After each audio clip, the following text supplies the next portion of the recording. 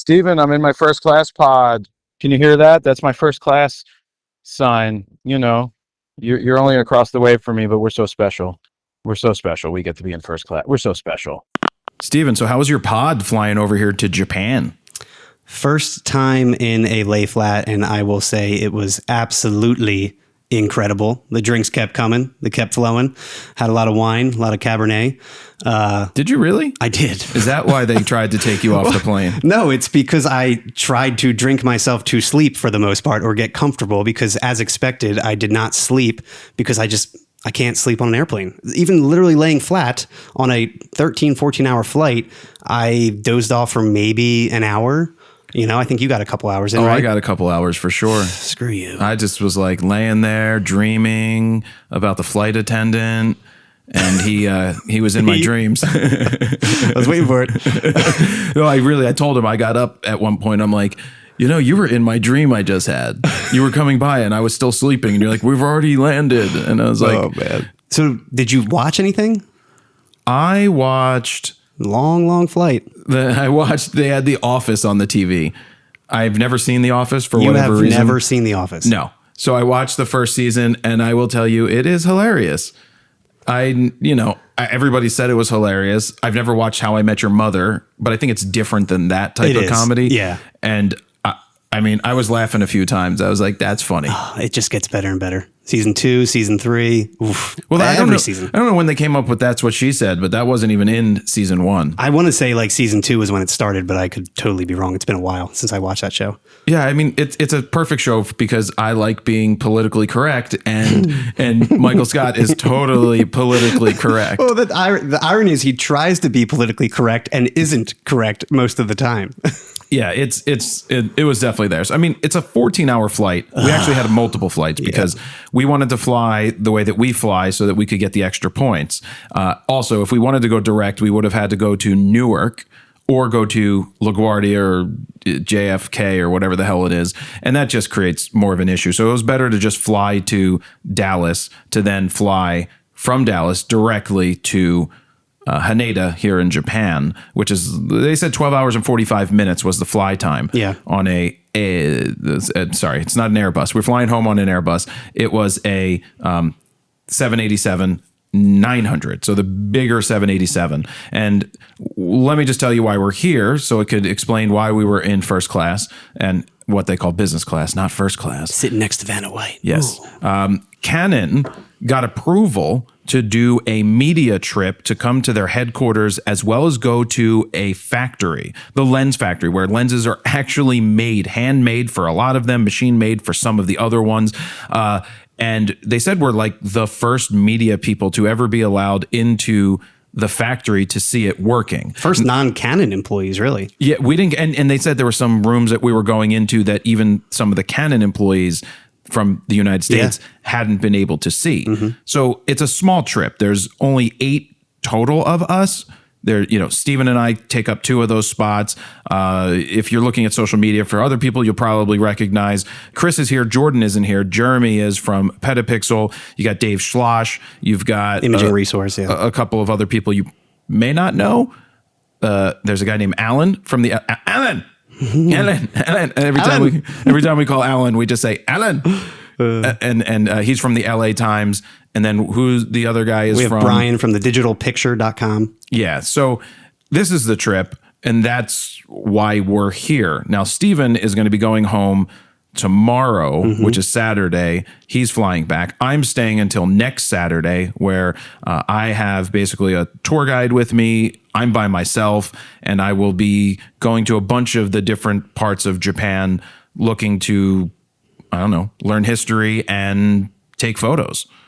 So that is the gist of why we're here. And yes, Canon 100% sent the money truck on this one to make sure that we were taken care of. And I have absolutely no problem with letting you know that. There's nothing to hide. We are in the best hotels or best hotel, and or well, I can't say always the best. It's one of the best One of the hotels. best, They said for this sure. is one of the higher end ones here, and it a very definitely nice shows. hotel, yeah. It's a 5-star hotel. So contrary to popular belief, most people think that when we get these trips, they are vacations where you just get to lounge all day long and sleep in and get fluffed by the flight attendants. And It's quite the opposite. yeah, because they think, we're up at 6 o'clock to make sure that we're on a 5:30 for me, yeah. well, basically the first 2 days were spent of the 4.5 or 5 days that you guys are here was spent going to actual Canon headquarters.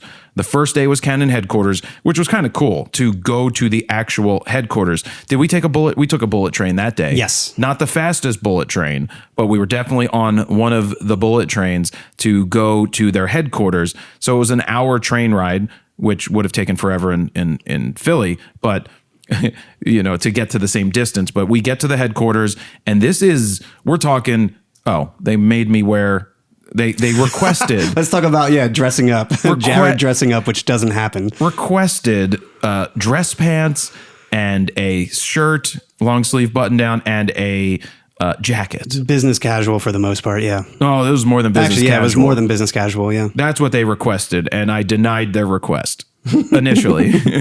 I did pack a pair of blue slacks, which makes my ass look great, and a jacket that doesn't fit my arms anymore, and a 1970s polyester floral printed awesome Which actually shirt. looks pretty good on you. Yeah. What do you mean? Surprising. Because it's tight? Well, no, usually you have some really vibrant, crazy, outlandish shirt, and it actually looks like a pretty nice looking, fitting shirt for you. A little tight, but besides that, It's look the good. way I like it, Steven.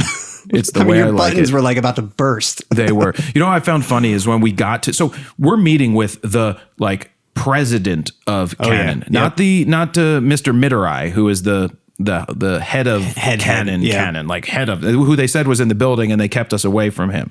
No, they kept me cleared away the from hallway him. for him. But they said I just went to the bathroom at the time that he was coming through the hallway, and I missed him. It would have been kind of cool to see. Well, when you were going to the bathroom, they rushed me into the room because he was coming by. I would have been like, no, why can't I look at Mr. Mitterai? Does he know who I am? Do you know me, Mr. Mitterai? No, who are you? That's okay. But so the big wigs are all there, and we're sitting in a room that's a massive conference room. We've got our translators, and I'm wearing one of those UN earpieces. It felt like we were in the UN. Yeah. Kind of scary. There was a microphone in front of me that I could press a button and talk. I did get to talk because one of the presentations, for some reason, decided to show Avril Lavigne. And I was like, I pressed fan. the button. The guy's like, do you know this person? I was like, big fan. And then it goes throughout the whole room, and all the translator has to translate it. I think it was Mr. Ogawa, who is the current executive vice president and director, and he seems to be a big fan of yours. Really? I think he said, Jared, do you know who this is? And you're like, big fan. Yeah. I lean over, press the microphone button. That was good. And yeah. talk. Yeah. So yeah, I mean, I felt better wearing that, so I wasn't the only one. But I will say that my suit was more vibrant than the others because As all expected. of the Japanese executives all had like black, Blue, black, yeah. like dark. It was no. And when I say blue, I'm wearing electric blue. Yeah. That's what I'm They wearing. had very, very dark blue, yeah. So basically, the day over there at the Canon headquarters starts with this big meeting.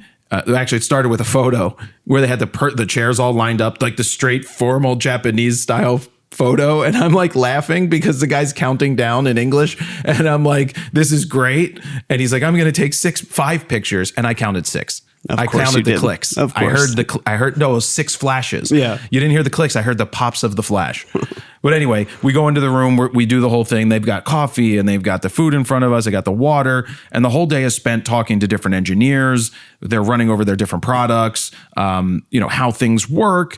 But the biggest part of the day was they wanted us to like interview people, the engineers, and we're like, we're not going to interview you guys like live for you guys because we like to translate everything ourselves. Not translate, but we like to distill it down for you and tell you the things that we talked about. But what ended up happening is we just turned it around and we're asking questions for things that we wanted. And a lot of things that other people have talked to us about wanting in cameras. We sat there. Yeah. And it's all through a translator. But the funny thing is, the first thing I was like, yeah, I would like clean out or dirty out from my camera and still be able to use the EVF. And they look and they're like, Oh, we know.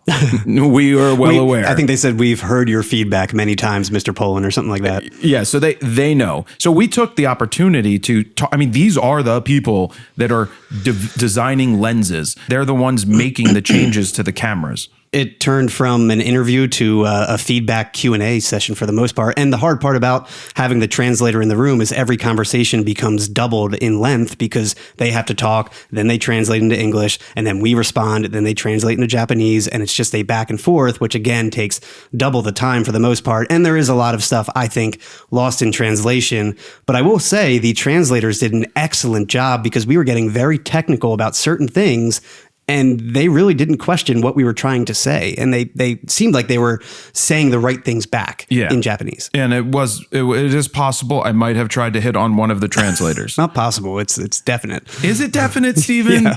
Is it definite? I mean, it happened for sure. The fact that she's like, I lived in the States. I went to Penn State and I grew up in Bucks County. I'm like, I went to live in Bucks County. Where'd you grow up? And she was like 5 minutes from me. I think the first thing I said to you, I'm like, she's your type. Oh, really? Oh, really? Definitely your type. Oh, really, Stephen? I was like, oh, hi. Can you be our translator? I tried. I asked, and they're like, she's busy with another meeting. I was like, damn it! I love it that you specifically asked for her for the next one. Can we have her? She was really good. Not the way she looks, but how she translates. It also she translated there, but she was actually there might really have been good. A hiccup with one of the translators that was a little slower on the translation, and she was like a human computer, where she could literally be on the left side of she was on the guy's left side. Then I wonder if you're supposed to be on the left or the right. I don't know, but she's like listening to what he's saying and saying stuff, and then translating what we're saying. It's kind of insane what she was able to do. They must just be insanely smart. Yeah, I got to get her number. I'm going to get her number. I'm going to do it, Stephen. I'm going to do it. I don't doubt it. So anyway, the meetings there were pretty insane. And like I said, it's not a vacation. It's an all-day affair. I felt like we were in class, to be honest, for a while. But then we did a lot of hands-on things too. We did the IBIS explanation and breakdown. They showed off the gyroscope mechanisms, the image quality breakdown. They talked about color fidelity, noise reduction, sharpening, the overall image. We did the autofocus testing and explanation. I don't know if we want to talk about that. That was really interesting. The sled thing, yeah. Oh, yeah. They had lens coatings and optics breakdown. And then they also talked about the design and durability, where they had molds of the new C50, the R50V. And it was really interesting to see that because they had 10 different models of the R50V on the table, the molds, and had version 1, version 1.2, 1.23, just the littlest things they would change to refine it to get to that final mold. I will say I did touch the rubber on the table before the meeting started, and then the meeting started, and he requested that nobody touches anything until he says it's okay. Well, I saw him put on white gloves to touch A1. The A1, and I'm like, oh, was Jared supposed to put on gloves before he touched the mold? But then... No, I touched the rubber. Yeah, the it's rubber. just rubber. The molds, though, and the rubber were totally fine to touch, yeah. No, it wasn't a problem. Yeah, but, it's kind of crazy. I will say that we all take for granted the amount of work that goes into the creation of anything that these all the camera companies.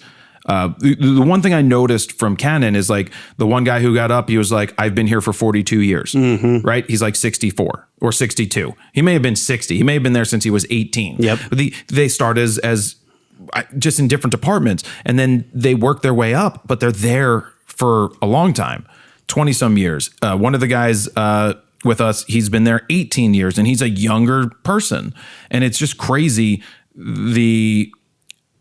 how long they work for one company, and they feel not indebted, but they want to do a great job because it's like their family. They take major pride.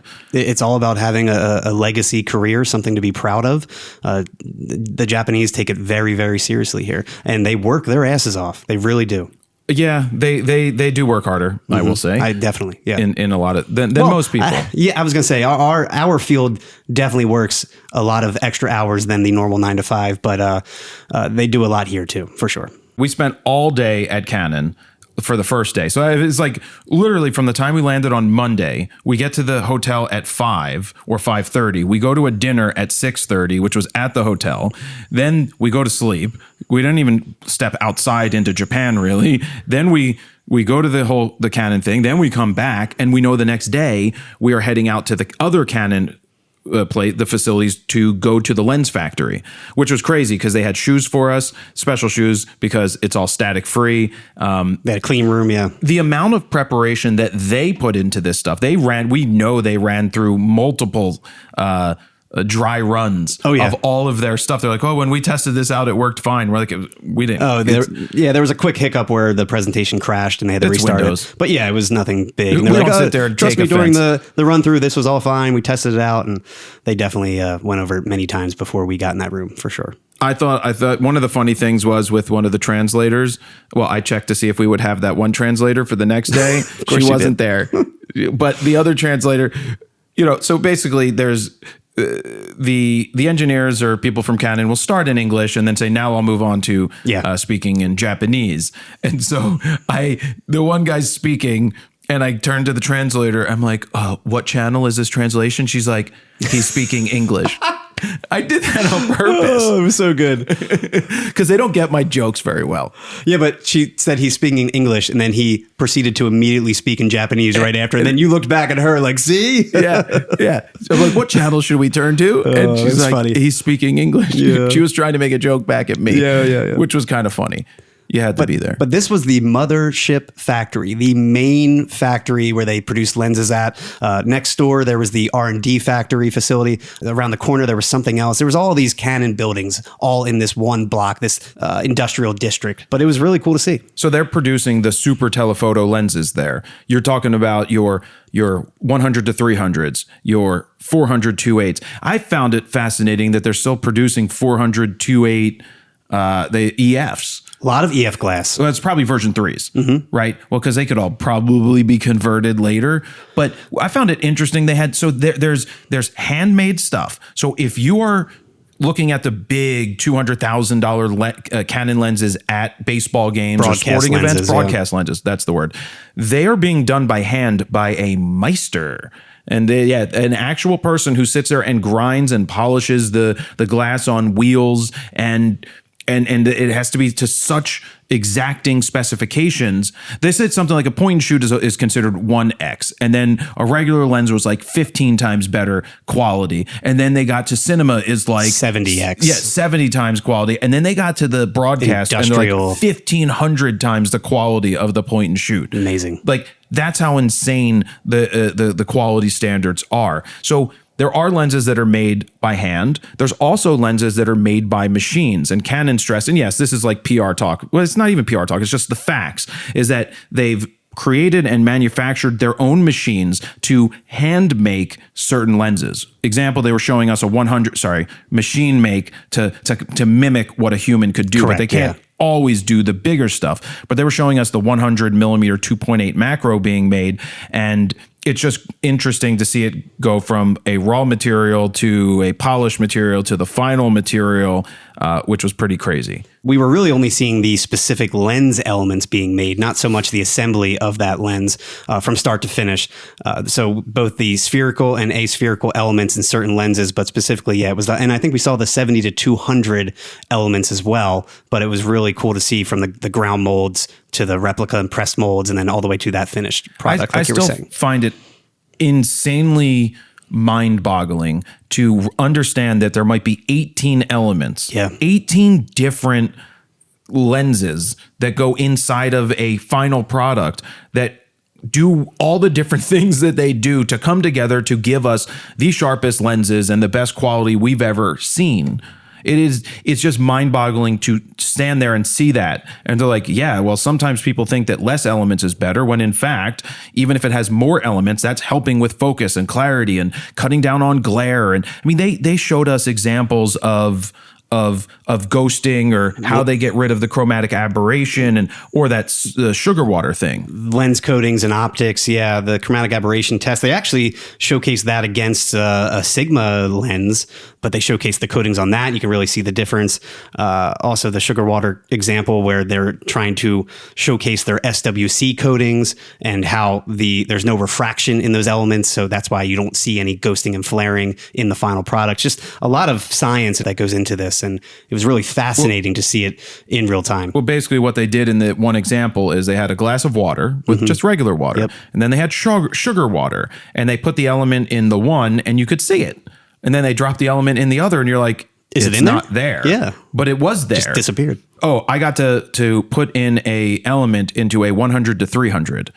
So you went on the assembly line basically for the 100 to 300, which, by the way, it seems like they are incredibly proud of that specific lens. That must have been a big engineering feat for them, because they constantly talked about the 100 to 300 and the competition and all of that. But it seems like that was the one single lens that they were always bringing up and referencing. They asked who wants to put this lens together? And I was like, of course me. You raised your hand. I was saying, well, mind you, I've put my hair all up into a hat and I'm wearing a face mask and we're wearing a jacket. And then on top of the jacket is a coat, a long white coat. We went through all the sticky stuff on the floor. We went through the air blower to knock off any lint. Yeah. And we're in there putting this lens together. Now, I wish they would have allowed us to just observe for longer. Me too. But they literally have everything down to the minute. They did a run through where they looked at how long does it take us to walk? I think down to the hallway. seconds. Yeah. They finished basically. They're like, oh, we still have another 30 seconds. It's like, what? We finished almost on time every single time, like, again, right down to the seconds, like you're saying. But I do wish it was a longer explanation and process of the assembly line where we got to walk through each station and she's quickly explaining, like, this is where we do this, this is where we do that. And meanwhile, we could actually film in this area behind the scenes video. So I'm trying to film, like, Jared putting the lens element on the 100 to 300 and piecing that together and all the stations and stuff. And I'm not even really taking it in what they're saying because I'm trying my best to film something behind the scenes. But that's the only part of the tour I think that I just wish we had a little longer on. Everything else was pretty incredible to see, though. The one stat that came out was that they can only make 9 complete finished 100 to 300s. Now that the milling of the lenses of the elements is done beforehand, but they actually putting these things together, they can complete 9 of them in a day. Then they have to go through testing. That was fascinating to know that Canon tests. They said every single lens on these lens charts to make sure they hit the standards that they're looking for, because they want replication and duplication parity across the board. So if you buy a 100 to 300 and you pick up another 1 to 300, you should expect to get the same results each and every time. Yeah, and then back to that autofocus part that you were talking about, how they test each assembled lens after the fact. They had this proprietary patented autofocus chart that they would shoot and have the lens like on a sled of some sort where it would go back and forth really quick, vertical, horizontal, shoot the chart multiple times. And I think they said each lens goes through a 15-minute period 15 minutes, of testing. 60 pictures each time it was doing it. And just it's like a box, a custom made box with a sensor. Yeah. But really interesting to see that. And then back to the Meister and the Takumi, we actually got to kind of grind our own glass, right? To smooth it out in real time. Well, sort of. Yes. Sort of. I mean, it was just like a hands-on. Put your hand here and then it spins, and I didn't know what I was doing. Plus, I'm left-handed, but it only spins one way. So it was funny because you brought up like I'm left-handed, and he's like, "Well, this is basically only for right-handed people, and we don't make it for left-handed people." Well, because it spins a certain way, which I would learn it. I would be able to do it. Sure. But the Lens Factory, to actually see where this stuff is being made, I say it, and I said it already today, that we kind of take for granted what goes in. We're like, why can't Canon do this? Well, it's like, do you understand that like 6 years of development went into making this lens before it even got off the ground? Like that's the insane thing. What I found to be fascinating is they're still making 24 to 70 2.8 EF and version 16 twos. to 35. Right. He's like, I'm like, why? They're like, they still sell. And so that was being done. The plastic molding on the inside of the lens was being completely put together by a machine, a robot. And it was crazy because it puts it in one machine, then drops it in the next, and then the next until it comes out at the end for the final testing. I found it fascinating that Canon was just incredibly transparent during this entire process. Like a lens. What was that? Like a lens. Like a lens, yeah.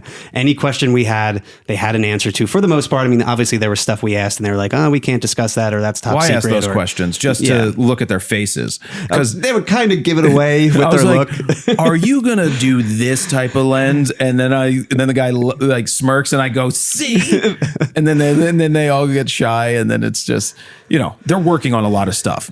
But they really took to our feedback. I mean, they really wanted to hear our feedback at the end of the day. I feel like that was one of the big reasons they brought us here too, just to see what the public and the media thinks of Canon products, at least in the USA. I am 100% giving you my feedback. I am not holding back. No. I am not holding back. And they definitely liked that. Right. So hopefully things that we've said will make their way into future cameras. But we did find out that they do watch every video that we do that involves Canon, and probably other companies too, just to see what we're saying about other products. A certain part of me was like cringing inside. I'm like, oh, I hope we didn't say anything bad or make fun of somebody that we shouldn't have, or said something. That was probably the guy at Nikon who got fired when they came out with the grip for the Z6 that just held batteries and no buttons. Yeah, good thing that I can't put a face to that one. Another thing too, on top of being very transparent, they did talk about their competitors during a lot of presentations, and it was always a Sony product. It was never a Nikon product. Well, I think it was one lens. One time they were talking about lenses that compared to Nikon. Yes, but for the most part, it was against an A1. It was the autofocus. And well, no, there was an autofocus one with the flower. Yes, in that one room that was a Nikon, and you could see, because they were giving us a demonstration of, they literally had a gyro and then the IS, and you could watch the IS work inside the lens while you move the gyro. They were showcasing their dual nano USM actuators in real time and saying how much faster they are than the competition. And then I really like that they broke down every single focus motor that they have, from the Ring USM, the original Ring USM, to like VCM, to STM, to nano USM. And I'm sure they're working on future technology to make it even faster. So I asked the question, like, what is your biggest challenge in producing lenses, better lenses? Maybe not better, but just biggest challenge. And the guy said power. He said, we can't consume all of the power. So we have to find ways to make sure that we don't drain the battery. And was interesting to hear, because if they had all the battery power in the world, they could create so many different unique things. But it's just like so many moving parts to get to a final product. And we didn't even see cameras being made. We didn't even get to see that stuff. I do wish it would have been cool to see the assembly line of how a camera body gets made, or at least the outside shell of it or something like that, like the magnesium alloy body, that kind of stuff. So that's basically the corporate stuff. Yes. We spent 2 days doing Canon stuff, and then the next 2 days or 2.5 days are spent doing sightseeing and exploring. And before we did that, we did get to go to dinner with a lot of the execs that we met that day, and had a lot of Q&A with them, and got to further our conversation during that meeting. And you also got to dance on stage and hold a fake sword. I was warned that Jared... with Chris Nichols of Petapixel. Jared's shirt was not allowed to come off like in Hawaii, which I thought they were going to run that video during the Canon meeting. I thought so too. I was like, we were in Hawaii. Were you there? And then they'd be like, Jared was there. But no, they didn't. Because Mr. Ogawa was talking about how he was on stage in Hawaii giving the presentation of the EOS R and announcing it to the world. And then he's like, I looked pretty cool, didn't I?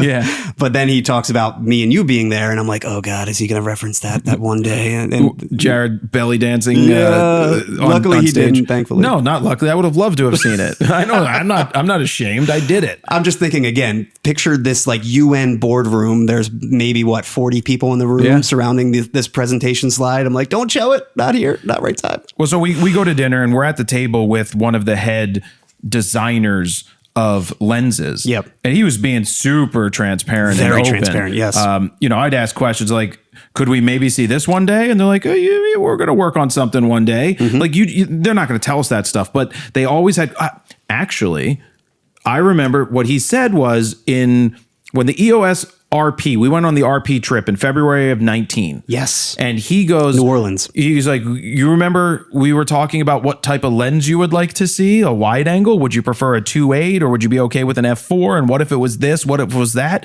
We were giving feedback because at the time it was the 11 to 24.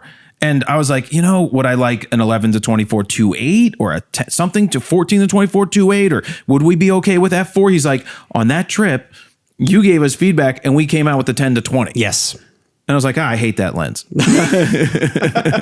which I don't, but that's what they worked on. They decided to go with an f4 and they did a 10 to 20. And then I remembered, I'm like, oh, we were standing in this exact location. And my brain triggered the photo. It was when they were making the parade floats, right? In that facility. It was when we were walking into the facility before we got to the floats in New Orleans where they were being at the museum. He was asking us questions and we were talking about wide angles. And I remember talking about requesting like a 12 to 24 2.8. And again, they landed on the 10 to 20 f4 at the end of the day. But I think we also were mentioning like Bluetooth headphones too, that you could connect to a Canon device and would like a 10 millisecond delay affect monitoring audio and like all these technical things. And that's 6 years ago, by the way. Things that they brought up. Yeah, they wouldn't tell us how long it would take for product planning, like how long, say, the R5 took from day one to the finished product. And I'm really curious, is it a 5 or 6 year lead time? Yeah. It takes a while, but it was just great to sit there. I mean, I don't always like doing the business stuff. I just want to do the other stuff. Yeah. But it's really the hands-on, which is where everything happens.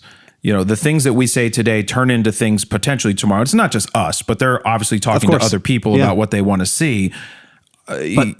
But back to the feedback, during that dinner, we had great conversations and the head of the cinema division now I was speaking to for a while, and we were talking about the C50, and he just asked me, like, what do you not like about it? Like, what do we need to fix? What do we need to do for the next future model? And he was very open to taking feedback. Yeah. And constructive criticism for the most part. Yeah. It was great. So to the sort of fun stuff, we'll move on from the board meeting and all that stuff, which we, corporate stuff, corporate stuff. Second day, I did not wear a suit. I was back into Jared wearing what Jared wears. Well, and they said you could be a little more casual during the factory tour. So I think you were fine. Yes, I was totally fine. Yeah. But they originally were going to take us to Mount Fuji, but there was a worry that it was going to rain. So they made the change where we decided to go to Kyoto. Now, Kyoto is 2 hours away from Tokyo, and we got to go on the fast bullet train, the N200. I was going to say 2 hours away on a bullet N700? N7, was it the N700? I think it was 700, Plus, or whatever it was called? Yeah. Plus, Amazon Prime Plus? Plus Max? Plus Max. But yeah, so bullet train. And they got us the first class bullet train tickets, which were nice. Yeah. So the bullet train, the fast one, goes 170 plus miles an hour. So to put that into perspective, from Philly to New York is 81 miles. And someone's going to do this math better than I just do it off just making it up. But our trains on Amtrak generally run about 60 miles an hour between Philly and New York, depending on traffic on the rails and how many stops they're making. And it takes an hour, anywhere from an hour 15 to an hour 20 or hour 26 to get there on the regular speed. Now we have they call it our fast train. It's called a Sella, and it maxes out at about 80 miles an hour, which is bullshit. And that takes an hour and 10 minutes. So you shave off like 5 to 10 minutes, which is a joke. If we were to take this 170 mile per hour bullet train, we're there in 28 minutes from Philly to New York. That would be insane. We just don't have the ability to do that. Here, they have the ability because they have all these straightaways and, there wasn't a lot here when they decided to build these things in the 1960s. They had the ability to have the foresight to know that this was a great way to traverse their country. And so, much newer infrastructure. Yeah. Well, 60 years ago, they decided to do bullet trains. Yeah. And they've moved like 60 billion people, which is insane. It is. And if and speaking of, they're punctual. When they say that the train is leaving at 7:41 a.m., the train starts rolling exactly at 7:41 a.m.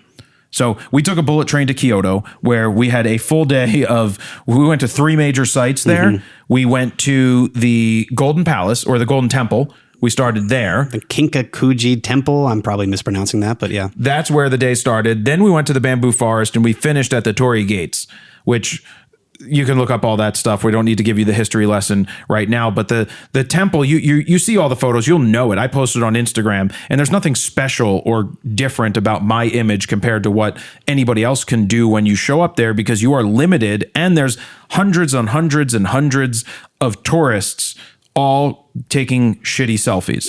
Well, unless I took the picture for them, because people would look at me and be like, can you take our picture? Or I saw people looking for who could take our picture. I was like, would you like me to do it? As I'm holding an R1 and 28-70.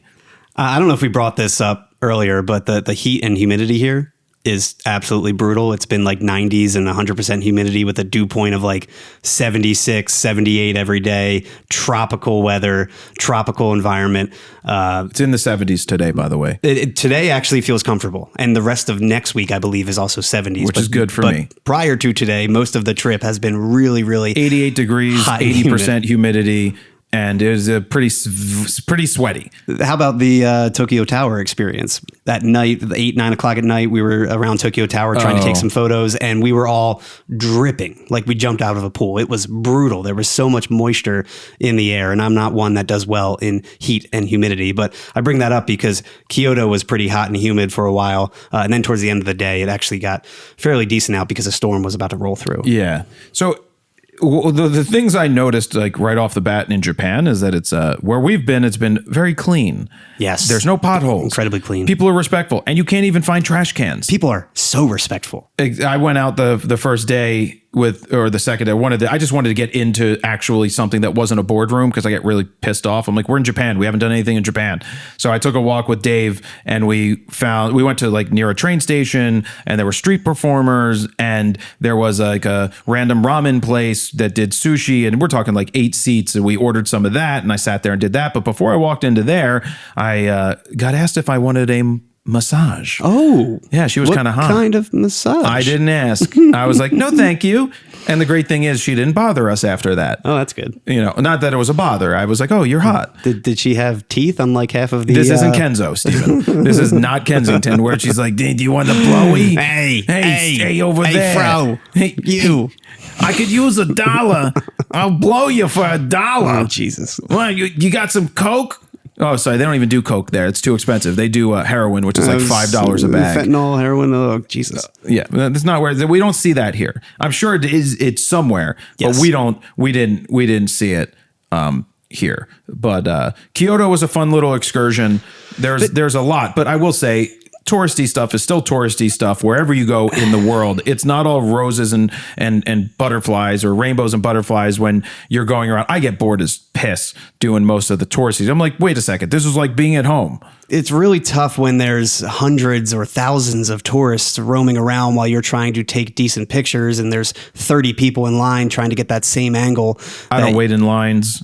I'm just saying it I might don't be wait the in lines for pictures, best angle here or best angle there, and everybody knows it. No, so you just jump in front of them. You're like, I'm from Philly. Or you just be a dick. Yeah, I'm from Philly. Yeah, Fuck off. Pull the Jared. Yeah, you already think we're dicks.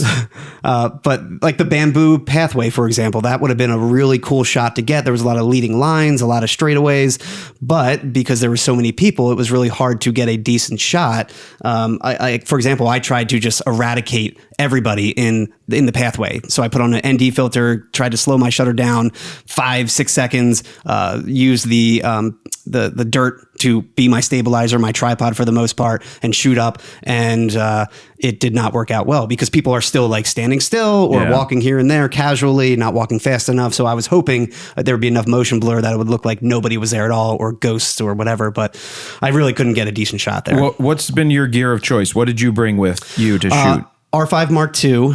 Canon actually sent us a bunch of gear beforehand to bring to the trip, but R5 Mark II in general is my camera of choice anyway, regardless. But I didn't know what to expect, what we were really shooting here, from stills to video. But for the most part, I typically do video with you. So to be prepared for that, I brought a 24 to 105 2.8, the Z USM lens, which is still my go-to run and gun dock style lens. That thing is incredible. And then I brought a fixed 35 millimeter, the new VCM 1.4, and that was going to be my stills centric lens. And I tried to lock myself, like you always do, in a box box and try and give myself a challenge when I did stills. So I kept that 35 on for most of Kyoto.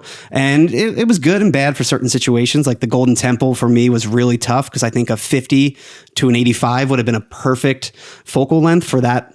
I think you said you were shooting mainly around Some 50, of it was right? at 53 to get the temple the way 51. Yeah. So yeah, it was to still all get around there. the environment and the temple in there and just a little bit of everything. But the 35 was just way too wide. I'd get a lot of the crowd in there, the tourists. And then when it came to the bamboo path, that actually was perfect for that. That was just wide enough, just long enough. And then the Torii gates, we really didn't have any time there. So I barely even shot anything. But yeah, for the most part, again, 35 1.4, 24 to 105 2.8, R5.2, and then I just brought audio stuff for doing video. But I really only shot BTS stuff video wise in the factory tour, and we were very limited on what we can shoot in there for obvious reasons. And what I decided to take for this trip is I brought 2 lenses. I brought the 28 to 70 f2 and the 10 to 20 f4 on an R1.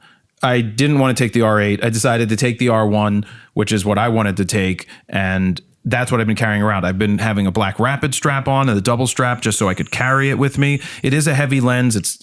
There's a lot of walking. I mean, we walked up the Torii gates. If you've ever been there, we went probably 40%, 35% of the way up before we had to turn around because we didn't have as much time. Well, Chris Nichols, his running joke was, if you love stairs, you're going to love this place because it's literally just nonstop stairs all the way to the top and then back. Well, I love the fitness aspect because I have my backpack on. Yeah. I got a new backpack the day before we left, and I've been posting about it on Instagram. It's the Think Tank Focus Point 30L. I didn't know I was going to bring this bag until I didn't like it when I took it out of the box. I was like, why is this bad? It doesn't do this.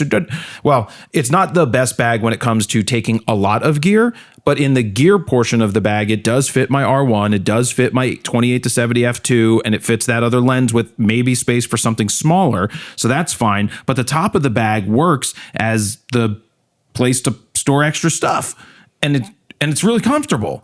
It's a sexy looking bag too. Yeah, I got the gold color-wise. one. Yeah, it is a size. So people have been asking, and I was told last night that the stock just came in. So if you wanted to find out more information about that bag and to buy it, go to Think Tank's website and look for the Focus Point 30L. I went with the gold. They said a lot of people like the burnt rust, and then they have the black and they have like the basic shit. But I think the gold is cool. So that's what I've been carrying around. I would I like to have an 85 1.2, or should I have brought the 85 1.4? Is the trade-off worth it for weight and size? Because that 1.2 is so good. But then again, if you do portraits at 85, you kind of lose out on the scene. So does it even mean that you were in Tokyo or in Japan? I mean, with every photo story, like we always say, wides, mediums, tights, details, try and do a little bit of everything with every single focal length you can to fully tell the story. But yeah, I wouldn't walk around with just a locked off 85. That's kind of what I ran into with the 35. I really only had that wide, focal length, which was tough. Yeah. But my whole thing is I'll be trekking for the next 7 days after you guys leave, or 6 days, going to different places and having a tour guide where I'll be able to just live in a spot, not just 40 minutes in a spot, get on a bus, drive 40 minutes to another spot to do the same thing. It is what it is. Like, that's what they wanted to show us as much as we could in Kyoto. But I'll be able to spend more time. And the Torii gates, if anything, I was saying I'd rather just get a history lesson than try and photograph this place, just because there were so many tourists walking around. It was impossible to try and get any decent photography there, in my opinion, unless you went off the beaten path, which there really wasn't much of that. Well, on the way back down the gates, we took a turn that took us around the back, and I was like, or down a different road, and I was like, wow, yeah, Chris Nichols actually live here. He kind of knows. He's been there a few times and knows where to go and where the hot spots are and where the not so hot spots are. And he took us down this one path that really nobody was down, but we had no time. Road. At that point, we had to rush back to We were get on the getting bus. shooed out of there by a shoe. Our 70-year-old leader for the day, who was our tour guide, who was walking faster, walking better than anybody. He led the pack all the way to the top of the stairs. He's like, I have to go with you. Yeah. And he's just climbing and climbing a shoe. And we kept hinting, like, we're good. If you want to go back down, like, you don't need to go up here with us. Like, clearly you're much older, and you should probably not be doing that. What I will say is we did notice on the bullet train on the way back, they had like, I guess, sort of their police.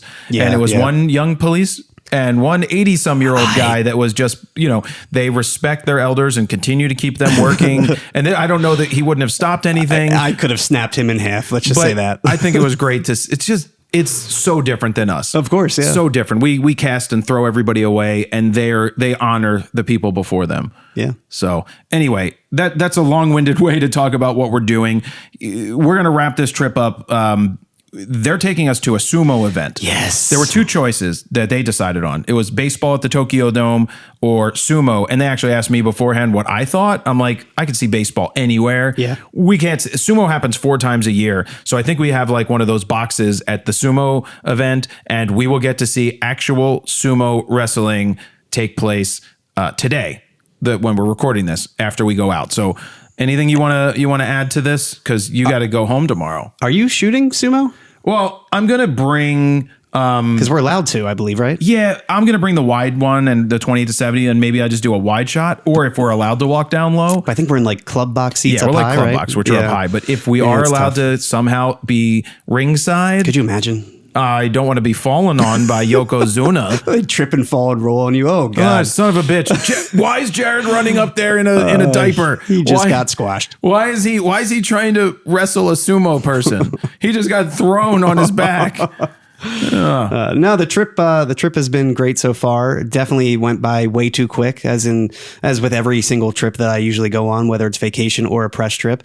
But yeah, I'm not looking forward to the flight home just because it's another 24-hour brutal travel day. But hey, we got that first class lay flat pod, so maybe I'll fall asleep this time. We'll see. I'll just drink a lot of wine again. Yeah, we'll see. So anyway, we've got a lot to go do right now. Hope you guys enjoy this. We are recording in a room right across from each other, which is not normal. We used to do this when Yeah, we did hopefully it RAWtalks. sounds fine because we're not monitoring this at all, and I'm not sure if we're going to be bleeding into each other's mics and all that, but it is what it is. It is what it is. I want to try and still get you guys an episode while we're here, so that- and it might be a little late. We'll see. Well, and I have to do Photo News Fix probably Yes. later or something and figure that out, but whatever.